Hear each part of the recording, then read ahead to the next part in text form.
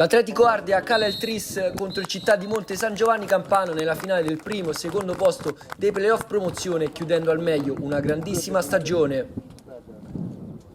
Partono subito forti i padroni di casa al terzo minuto. Oi cerca Massella, Italiano poi rovescia in aria, impreciso però il 9.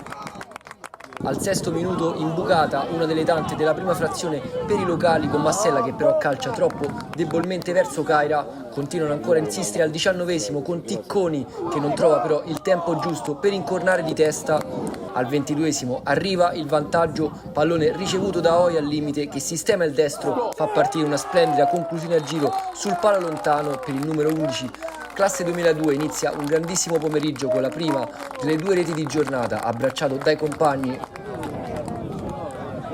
Al 29esimo ancora una bella triangolazione a sinistra con Tecconi che però spreca, in questo caso l'assist di Italiano facendosi respingere con i piedi, sussulto alla mezz'ora degli ospiti, bloccato però da Barrago, l'ultima chance poi al 34esimo ancora di uno scatenato Oi che scappa a sinistra, calcia sul primo palo, coglie però il legno, si passa alla ripresa ma si riparte con lo stesso copione, ancora l'Ardea a insistere, Oi ci prova dalla distanza, troppo largo il destro, al quinto minuto Italiano per Massella, tocco sotto però poco cattivo del numero 8, ci prova all'11esimo con un sussulto d'orgoglio la formazione ospite, cogliendo però la traversa con questo cross.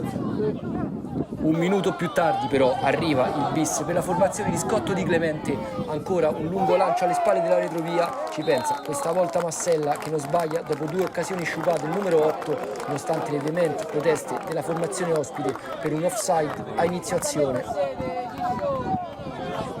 Al 19esimo arriva poi anche il tris e lo segna, tanto per cambiare Oi, super giocata di pura tecnica, anche un po' di fortuna per il numero 11 che si ritrova la palla lì, è bravo però a trovare la rete per la seconda volta nella sua partita, la terza per l'Ardea che vola quindi sul +3 e sigilla la partita.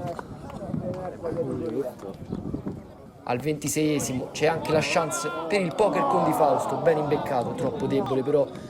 il tiro del numero 10, l'ultimissima chance, arriva al 44esimo, fa tutto il subentrato Morbidelli al triplice fischio, allora festeggia l'Atletico Ardea che vince per 3-0 contro il Città di Monte San Giovanni Campano e festeggia con merito il passaggio in eccellenza.